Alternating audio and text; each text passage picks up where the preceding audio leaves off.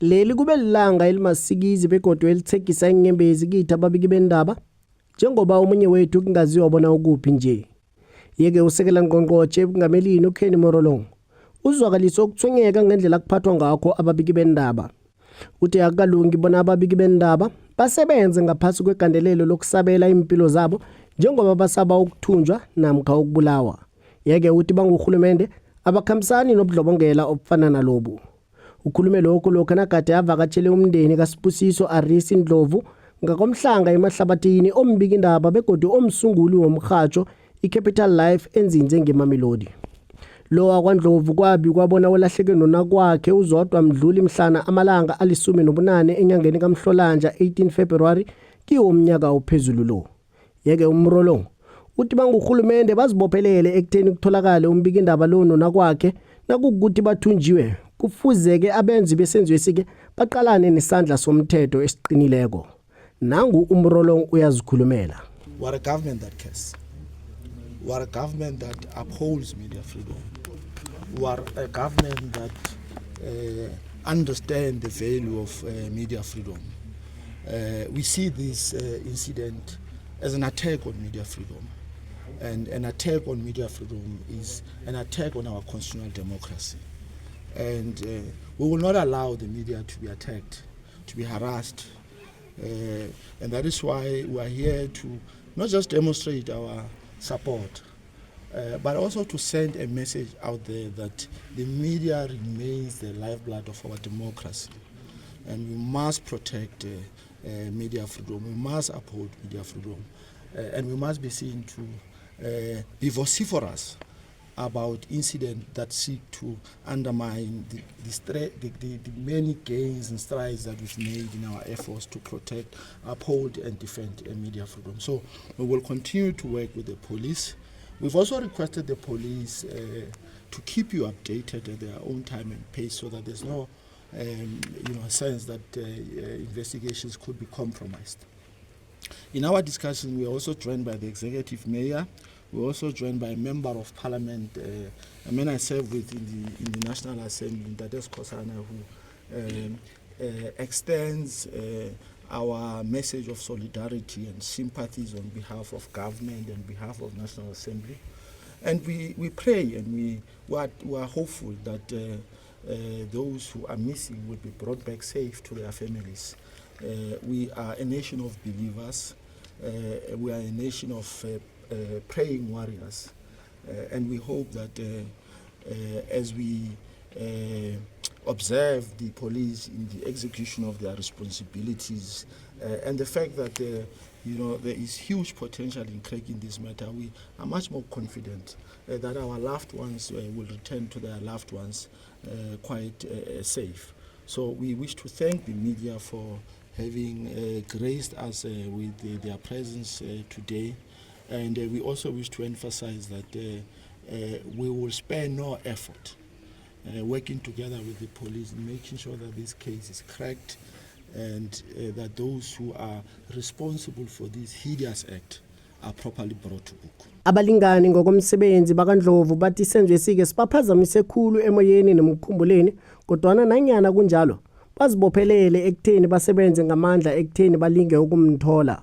Kungakho kadesi sele bakhiphe umhlomelo mali ozokunikelwa umuntu ongakhipha umhlahlandlela omkhondo obukhali oliqiniso ozobakhombisa bonyana lo akaNdlovu nona kwakhe bangatholakala njani. Nangu umlingani ngokomsebenzi kaNdlovu uyazikhulumela. And his disappearance to us was a mystery when it was first announced. We are sad because we miss him. We have had many events where we would normally be present and would even support financially, but we'd also just be there as part of the team. We have not heard from him in a long time. It's the first time that we are not able to talk to him for such a long time. And what's even worse is the fact that we don't know where he is. Together with Zodwa, we don't know where they are, and it concerns us because it's also affecting his family, it's affecting the children, it's affecting the staff at the radio station because it's a founder of a community radio station operating from Mamelodi. So he's not able to look after his staff and pay them. The staff has not been paid from the beginning. So it's affecting his colleagues, it's affecting his employees, it's affecting everyone, and we are sad actually. Yeah, to the public, we are saying that as the National Press Club as well as the African Media and Communicators Forum, we have issued a reward of 100,000 rand for anyone who has information that will assist us to trace Aseri and Zodwa, because we are supporting the investigation of the police. So we are offering this reward. It's been 50,000 for the past 2 months. We feel that now something else needs to be done, so we are upping it to 100,000 rand, hoping that it will get people interested in working with the police.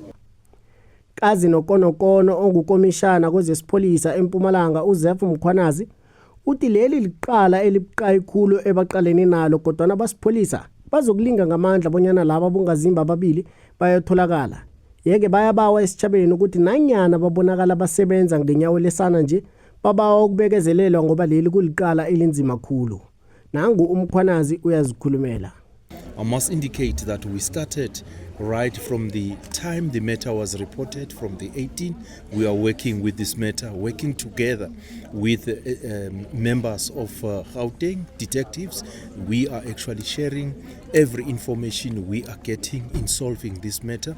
I must indicate that this matter is very complicated, but we are getting there. I must indicate that sooner maybe we'll have some sort of a breakthrough if all is handled and is handled properly. We are actually working very well, working together. We got a lot of issues to go through to it as we are moving forward, and we hope without doubt we'll be able very soon to come up with some better result in this matter, and maybe everything there will be some sort of a closure to the situation, but we hope for the best that at the end of the day we get them still alive, both of them. We are definitely doing that. Utatwabo likangazimbi uLillian uthi nakubuthongo bona abusehli kazi nokudla nabo abusangeni, kodwana ke bamndeni balithokoza lonke isekelo balitholako ebabikini bendaba nabangani babongazimbi kanye nomphakathi nesipholisa khulukazi nohulumende ekutheni bangenelele ehelebheni ukuthola abongazimbi abake. Yeke bathi wonke umuntu ophosela esivivaneni kwangayinkosi ngamupha amandla begodu ukuhelebheke ekutheni kutholakale abongazimbi abake. Nangu uLillian uyazikhulumela.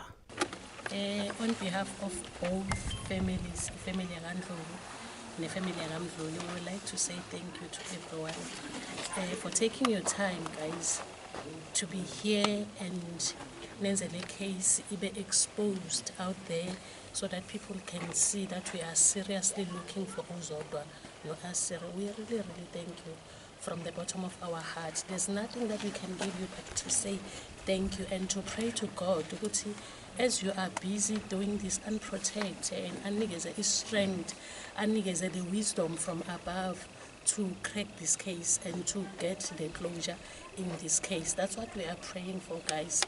And again, thank you very much. Namhlanje kuhlangana amalanga amasumi akhombako nahlanu soloko kwalahleka abongazimba bangaziwa bona bakuphi, kodwana nakulithemba lokuthi batholakale lisesekhona begodi lidzimelele. Endabeni zeNkangala District Online News, ngingu-Emmanuel Kosinato kwaMthimunye, ngibikwa ngikwamhlanga eMahlabathini eMpumalanga.